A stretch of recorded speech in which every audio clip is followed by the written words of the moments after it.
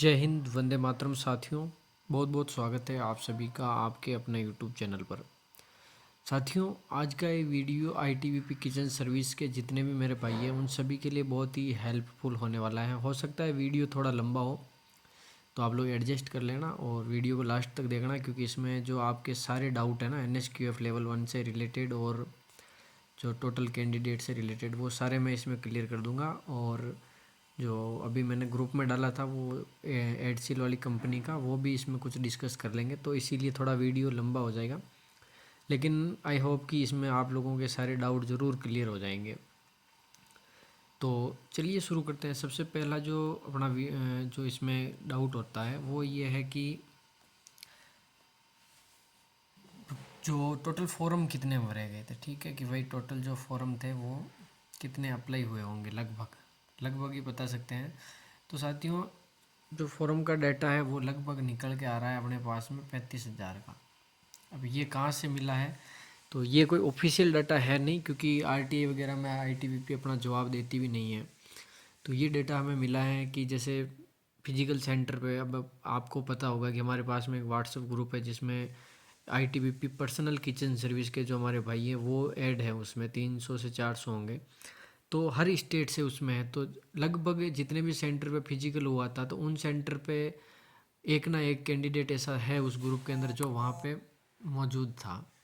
तो वो उन्होंने हमें ये डाटा दिया कि भाई पर डे लगभग 800, किसी सेंटर पे 1000 और किसी पे 800 बुलाते थे। तो ऐसे करके ये डेटा निकाला है हमने, तो वो डेटा मिला है हमें 3500 का। अब आप ध्यान से सुनना, इस चीज़ को समझना, फिर मैं आपको NSQF के बारे में भी बताऊंगा कि टोटल NSQF कितने हैं, फिर उससे आप कंपटीशन का अंदाज़ा लगा देना। ठीक है। तो ये 35,000 कैंडिडेटों को उन्होंने एडमिट कार्ड इशू किए थे, मतलब जारी हुए थे। तो फिर जो इसमें से भी क्या हुआ था कि जो कुछ एडमिट कार्ड कुछ टेक्निकल इशू की वजह से एडमिट कार्ड हट गए थे डैशबोर्ड से, तो वहाँ वो भी एक रीज़न है। और कुछ जिनके पास NSQF नहीं था तो उनका भी एक बड़ा रीज़न है। तो उसमें जो अटेंडेंस थी ना वो अपेयर हो रहे थे 50%। यानी मान के चलो जैसे किसी सेंटर पे पर डे 1000 लड़कों को बुलाया जा रहा था फिजिकल के लिए, तो उसमें से 300 350 या मान के चलो आप 400 लड़के ही अटेंडेंस दे रहे थे, 400 से 500। तो 50% अटेंडेंस थी। तो 35,000 के हिसाब से अगर अपन देखते हैं तो अटेंडेंस लगभग उसमें अटेंडेंस बनती है 17,000 की। ठीक है साथियों, 17,000 लड़कों ने इसका फिजिकल दिया था। तो अब आपको भी पता है कि अगर 17,000 का फिजिकल दिया है तो ये तो पॉसिबल है नहीं कि सभी फिजिकल क्लियर हो इनमें से जो 17,000 थे। तो पॉसिबल नहीं है ना कि सभी 17,000 ही फिजिकल क्लियर कर पाएंगे। और ये भी पॉसिबल नहीं है कि 17,000 के पास NSQF हो, क्योंकि कितनों के पास NSQF है वो मैं वीडियो के लास्ट में आपको ऑफिशियली दिखा दूंगा कि 1 अक्टूबर 2024 तक कितने NSQF है वो जनरेट हुए थे। और अलग अलग RTI में अलग अलग जवाब मिला था। तो क्या कुछ गलतियाँ हुई थी, RTI लगाने में गलती थी भाई, पर पर्सन पूछने में गलती हुई थी, तो उत्तर भी वैसा ही मिलेगा उनको। तो जो 17,000 थे इनमें से जैसे हर बैच के अंदर पहले ही 50% अटेंडेंस थी, उसमें से भी कुछ एक running, height, weight, long jump वगैरह में फेल हो के लास्ट में आपके पास में जो डाटा बच रहा है ना वो लगभग बच रहा है 13,000 का। ठीक है, 12,000 से 13,000 का, मतलब आप 13,000 ही मान लो, 13 से 15 के बीच में मान के चलो कि ये डेटा अपने पास में है। ऑफिशियल डेटा है कि इतने लड़कों ने किया होगा फिजिकल 13 से 15,000 के बीच में। ठीक है। तो अब ये सोचो कि 13,000 मान लो, 15,000 है फिजिकल पास किए हुए। ठीक है, 13 या 15 इनके बीच में कोई भी एक अपने सोच सकते हैं, क्योंकि एग्जैक्ट डेटा नहीं है। तो इसमें से जो एग्ज़ाम अपेयर होंगे तो आज दिन तक किसी भी एग्ज़ाम में 100% अटेंडेंस रही नहीं है, चाहे वो एक ग्रुप C से लेकर के बड़ी से बड़ी IAS IPS लेवल की पोस्ट हो, किसी में 100% अटेंडेंस होती नहीं है। लगभग अटेंडेंस रहती है 75 से 80% या थोड़ी बहुत ऊपर नीचे होगी। तो इसमें लगभग आपकी जो अटेंडेंस है ना वो 60% रहेगी। अब 60% क्यों रहेगी, रीज़न ये है कि ITBP का जो है इसमें एक NSQF सर्टिफिकेट है, तो वो सर्टिफिकेट 1 अक्टूबर से पहले का होना चाहिए। और काफ़ी कैंडिडेट के पास में ये 1 अक्टूबर से पहले का नहीं है। हाँ है उनके पास में, लेकिन 1 अक्टूबर से बाद का है, तो बाद वाला चलेगा नहीं। हालांकि वो एग्ज़ाम देने बैठ सकते हैं, एग्ज़ाम में भाग लेंगे, एग्ज़ाम क्वालिफाई भी हो जाएंगे, लेकिन डीवी में फिर उनको बाहर का रास्ता देखना पड़ेगा। तो ये भी नहीं कहूँगा कि सारे लड़के एग्ज़ाम देने नहीं जाएंगे, लेकिन कुछ लड़के हैं जो एग्ज़ाम देने जाएंगे भाई। कुछ हैं जैसे मान लो कि प्रॉपर जैसे मेरी सिटी के अंदर ही एग्ज़ाम सेंटर आ जाता है और मेरे पास NSQF नहीं है, तो क्या मैं एग्ज़ाम देने नहीं जाऊँगा? जाऊँगा भाई, क्या फ़र्क पड़ रहा है? 2 घंटे की तो बात है, 2 घंटा भी नहीं, 1 घंटे की बात है। तो लगभग आप मान के चलो कि 8,000 कैंडिडेट ऐसे होंगे जो आपके एग्ज़ाम में अपेयर होंगे। ठीक है, 8,000 कैंडिडेट, सुनना आप, ये डेटा बता रहा हूँ मैं। और पास कितने करने हैं उनको, ITBP ने एक नोटिस निकाल के बताया था कि हमें जो भाई 10,480 कैंडिडेट को हम DV के लिए बुलाएंगे। फिर DV के बाद में मेडिकल होगा, तो DV में जो जिनके पास NSQF 1 अक्टूबर बाद का है या NSQF नहीं है तो वो आउट हो जाएंगे। तो 8,000 एग्ज़ाम देने वाले हैं और 10,000 क्वालिफाई करने हैं। तब आप बताओ कंपटीशन क्या रहेगा? मतलब मिनिमम क्वालिफिकेशन पे पास करना पड़ेगा ना भाई, 17 नंबर और 18 नंबर यानी 33-35% है, तो उस पर क्वालिफाई होंगे। तो पहली कट ऑफ तो आप देखो ही मत, मतलब नॉर्मली ये सोचो कि हम एग्ज़ाम के बाद में सीधा आपको DV के लिए बुला लेंगे, क्योंकि 17 नंबर 18 नंबर, हाँ थोड़ा OBC की ज़रूर हो सकती है ना, एक आध नंबर बढ़ जाएगी, 18 से 20 हो सकती है, क्योंकि OBC की जो सीटें हैं वो लगभग 173 या 178 है। तो 1780 कैंडिडेटों को बुलाना है, और इस 8,000 के अंदर आप मान के चलो 50% जो कैंडिडेट है वो OBC से हैं। तो अगर 4,000 कैंडिडेट हैं और बुलाना 1,700 को ही है, तो फिर तो थोड़ी सी कट ऑफ बढ़ाएंगे, तभी तो वो 1,200-2,000 कैंडिडेट कम होंगे। तो OBC की हल्की सी मान सकता हूँ मैं, बाकी दूसरी कैटेगरियों में तो नहीं बढ़ेगी क्योंकि उनकी पोस्टें भी काफ़ी है। तो OBC वाले आप मान के चलो 20 नंबर पे आपको DV मेडिकल के लिए बुला लेंगे, और बाकी तो मिनिमम पे ही हो जाएगा अदर कैटेगरी या जनरल वालों का। तो फिर फाइनल, तो फाइनल की वो अपन एग्ज़ाम के बाद में डिस्कस करेंगे, कि क्योंकि एग्ज़ाम के ऊपर डिपेंड करेगा कि एग्ज़ाम कैसे होगा। और अब हम बात कर लेते हैं अपने इसके कंपनी के बारे में, कि भाई एग्ज़ाम कौन सी कंपनी कराएगी। तो अभी आपने देखा होगा कि जो CISF के लिए है जो कंपनी निकल के आ रही हैं वो ADCIL है, एडसील। तो क्या ये कंपनी कन्फर्म हो चुकी है? तो कन्फर्म तो नहीं हुई है, लेकिन एक मान के चलो कि कन्फर्म ही है, क्योंकि इस कंपनी ने अपना इंटरेस्ट दिखाया है। जैसे कि CISF ने कुछ अपने जो इंटरेस्ट एक्सप्रेशन ऑफ इंटरेस्ट जारी करता है वो EOI, उसमें कुछ क्वेरीज लिख रखी थी कि भाई हम, जैसे मान लो कि फॉर एग्जांपल उन्होंने कहा था कि हमें 30 दिन के अंदर रिजल्ट चाहिए।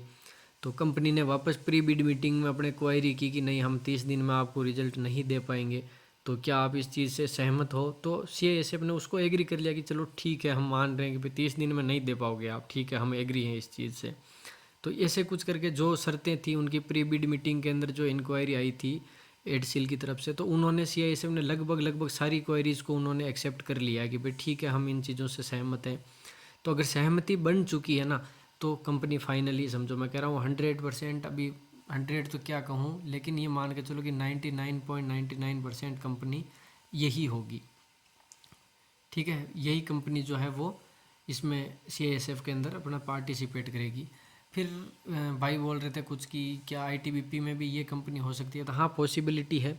क्यों? क्योंकि जो नोटिस टेंडर जो EOI भेजी थी उन्होंने ऑफलाइन, तो एडसील भी थी उसमें। जो ITBP का जो टेंडर नोटिस था उसमें एडसील को भी उन्होंने पार्टिसिपेट करने के लिए बुलाया था। तो हो सकता है कि जैसे MHA ने TCS को ब्लॉक किया है सारी जगह से कि भाई ये TCS है वो MHA के कोई भी एग्ज़ाम नहीं करवाएगी, तो हो सकता है उसी प्रकार एडसेल को ही MHA अप्रूव कर दे कि भाई ठीक है, आप सारे जितने भी MHA के एग्ज़ाम हैं वो सारे आप ही करवाओगे। कि फॉर एग्ज़ाम्पल ITBP CISF का हो गया, और ये असम राइफ़ल का भी है, और BSF के भी कुछ एग्ज़ाम हैं, पेंडिंग भी है और अभी अपकमिंग एग्ज़ाम्स भी हैं, तो हो सकता है उसको भी दे दें।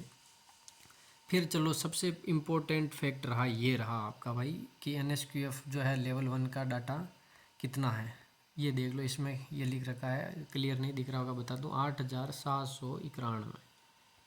ठीक है, ये है भाई एग्जैक्ट डेटा। अब जो इतने दिन सोच रहे थे ना कि 4,000 5,000, तो वो उसमें क्या हुआ था मैं बताऊँ आपको कि हाँ, मैंने खुद ने भी लगाई थी RTI। तो मेरी RTI के अंदर उन्होंने डेटा दिया था 4,105 का। तो उसमें मेरे में कुछ गलती थी, मेरी क्वेश्चन गलत थे मेरे, क्योंकि मैंने उसमें फूड प्रोडक्शन, किचन कुक और वो वाटर करियर, इन तीनों का पूछा था मैंने, तो उन्होंने इन तीनों का जवाब दे दिया था कि 359 तो NSQF वाटर करियर से बने, और 1859 फूड प्रोडक्शन के, और 1889 जो है वो कि इसके किचन के बने हैं। तो ऐसे करके 4100 बने थे। लेकिन ये जो RTI है इसमें एग्जैक्ट क्वेश्चन पूछ रखे हैं, जैसे फॉर एग्जांपल मैं बताऊँ आप लोगों को, तो ये देखिए इसमें जो पूछे हुए हैं ना, एक तो है फूड प्रोडक्शन और किचन कुक, फिर बात कर लेते हैं फूड प्रोडक्शन एंड किचन, ये भी है, और केवल कुक का भी पूछा हुआ है, और वाटर करियर एंड वेटर, मतलब कि food production, kitchen cook, food production and kitchen cook, water career and waiter, लगभग 6 ट्रेड होती है NSQF लेवल 1 के अंदर, और 6 ही ट्रेडों का इन्होंने पूछ रखा है इसमें कि सर 1 अक्टूबर से पहले कितने सर्टिफिकेट जो है वो जनरेट हुए हैं, और शुरुआत डेट इन्होंने नहीं पूछी है, मतलब कि NSQF लेवल 1 ही पूछ रखे हैं। और जब से NSDC की स्थापना हुई है तब से लेकर, या मतलब कहें तो जब से NSDC ने अपना कोर्स स्टार्ट किया है ना, तब से लेकर के लास्ट तक का इसमें डेटा है। तो ये है डेटा एग्जैक्ट, आप लोगों को अब ध्यान में रखना है, 8791 है।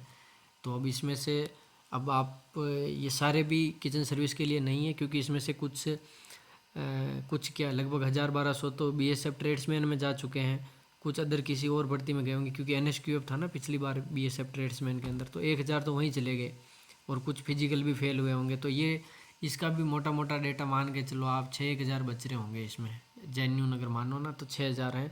तो एक पोस्ट पे 6 लड़कों का कंपटीशन 6 या 7 का मान के चल सकते हो। और फिर बात करें ये नीचे स्टेट वाइज, तो इससे कोई लेना देना है नहीं, क्योंकि जैसे इसमें बता रखा है ना MP से 56 है और राजस्थान से 5500, तो ये इंस्टीट्यूट का डेटा है, ना कि कैंडिडेट के डिस्ट्रिक्ट का डेटा है या स्टेट का। कि जैसे मान लो मैं राजस्थान से बिलोंग करता हूँ और मैंने MP में जाके सर्टिफिकेट बनवाया है, तो फिर वो मेरा सर्टिफिकेट MP में काउंट होगा, ना कि राजस्थान में। ठीक है, तो ये थी आप लोगों के लिए कुछ छोटी सी इन्फॉर्मेशन, और कुछ इन्फॉर्मेशन होगी तो आप लोग रह गई होगी तो आप लोग कमेंट कर दो, मैं बता दूंगा। बाकी व्हाट्सएप पे आप मैसेज करके पूछ सकते हो मेरे को, या भूपेंद्र भाई के नंबर भी है, भूपेंद्र भाई से पूछ सकते हो। और हर संडे को अपन लाइव सेशन रखते हैं, तो अगले संडे को भी शाम को 5 बजे रखेंगे, उसमें और कोई क्वेरीज हो आपकी तो पूछ लेना। और बाकी ITBP के टेंडर की जानकारी हम निकालने की पूरी कोशिश कर रहे हैं, जैसे ही मिलेगी सबसे पहले आप लोगों को प्रोवाइड करवा देंगे। ठीक है साथियों, मिलते हैं नेक्स्ट वीडियो में, तब तक के लिए जय हिंद, वंदे मातरम।